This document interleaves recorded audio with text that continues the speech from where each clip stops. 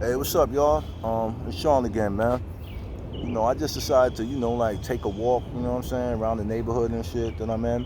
And this is where I'm at right now. Let me show y'all. Let me see if y'all can see this, man. Hold up. See that? Like a Martin Luther King Jr. Memorial Vision Center. You know what I'm saying? All right, well, that's where I'm at right now, man.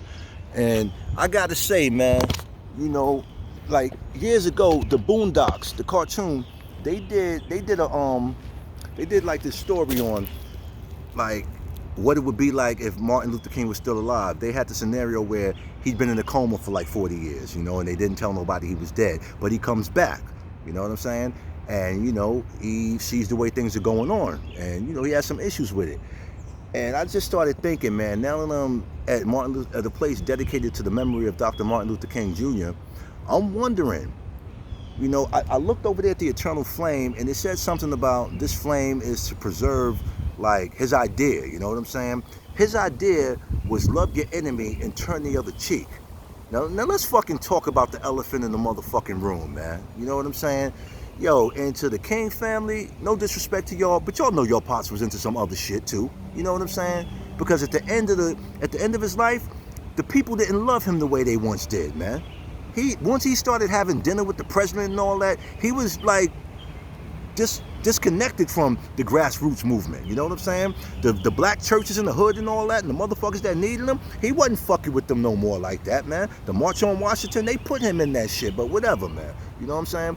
Let's talk about this flame, man. The flame is supposed to symbolize, it's supposed to be the eternal flame and to keep his dream alive, Well, his dream, anything outside of separate but equal, it damaged us, man. And in 1968, he didn't feel the same way he felt when he gave that fucking speech about, love your enemies, let them kick your ass, and don't worry, should it be okay when you get to heaven, whatever the fuck that slave mentality shit was that he was pushing back then. But anyway, man, do I think he was a good dude? Yeah, he was a good dude, man, but I think he lost his way, man. And by the time he started finding it again, they neutralized his ass, man. You know what I'm saying?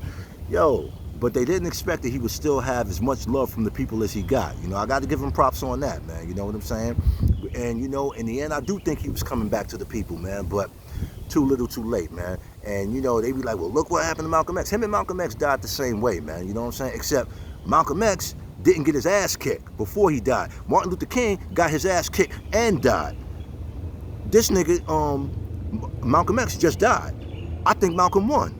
You know what I'm saying? If I got a choice between getting my ass kicked and dying or just dying, I'm gonna probably choose just dying, man. You know what I'm saying? Rather than getting my ass kicked and dying. You know what I'm saying? Come on, man. How'd that look?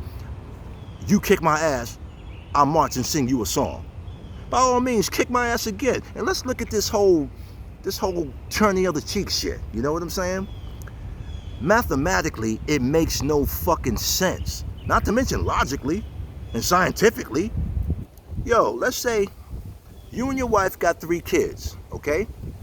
Police or just some random white man, because that's who's attacking us now. It ain't even just white cops no more. It's fucking white civilians, because they see the fear that we are in. You know what I'm saying? Because of white cops being able to do whatever they want to us. They see white people like Zimmerman and all them, they get off on killing us. So white people are feeling this shit right now, and they figuring, yo, I could fucking start some shit, kill them, and say I was standing my ground. The courts are gonna back me, and they have every reason to feel like that. White man, you have every reason to believe that. You know what I'm saying? But a lot of us are ready to just start fucking y'all up, man. You know what I'm saying? Y'all need to know that shit, man. But anyway, let's say you got a wife and 3 kids. A cop, a white cop, or a regular white civilian comes to your door, you know what I'm saying? You and your family come out, or matter of fact, y'all just on the porch chilling, and, one of the white guys said, I don't like niggas, and he shoots your fucking son, one of them. You know what I'm saying? Your wife is like, what you gonna do? And he's like, we're gonna turn the other cheek. We're gonna love our enemies, just like Jesus said. So them white boys walk away unscathed. They say, okay, cool. They come back the next night. You know what I'm saying? Shoot your other son. Your wife said, what we gonna do? You said, we're gonna turn the other cheek and we're gonna love our neighbors, because that's what Jesus would do. Okay? They say, cool. All right, nigger. We'll be back tomorrow. They come back the next day. They take your fucking daughter, rape her, then kill her. And your wife said, baby, what we gonna do? And you say, we're going to do what Jesus would do. We're going to turn the other cheek. We're going to love our enemies. And those are our enemies. We're going to love them. So they come back the next night and they blast they rape your wife, then they blast your wife. You know what I'm saying? And you tell them, well, I love you, sir. You know, you're my enemy, and Jesus said to turn the other cheek, and that's what I'm going to do. I love you, sir. All right? They say, okay, nigga, we'll be back. Now, when I first heard this turn the other cheek thing, you know, I figured I thought the plan was this. We love our enemies. We turn the other cheek when they hit us. We don't strike back. And somehow there's a mechanism in place where some divine force is going to come down and deal with them and make that shit right. But that's not reality. That never happens. All right? So they come back the next day and they say, you ready, nigger? You still love me, nigger? And you say, yes, I do, boss. I love you. Jesus said to turn the other cheek, and that's what I was going to do. And then you get the slave music playing. Lord, Lord, Lord. I'm sorry, man. This shit is just funny to me, man. It's tragically funny. Okay, the way the story ends is that you end up loving them. They took your whole fucking family. Ain't no divine intervention happened. God was probably saying, nigga, what is you waiting for? I gave you this beautiful wife, this beautiful family, and you failed to protect them.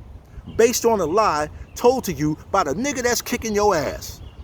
You know what? When they put that bullet through your fucking head, you deserve it. And you're going to go to your grave loving your enemy. Stupid. Now, mathematically, what happened? There were 5 of you. They killed 1. You turned the other cheek. They killed 2. You turned the other cheek. Still nothing happened. No divine intervention came. They killed 4. You turned the other cheek. Then they killed your ass.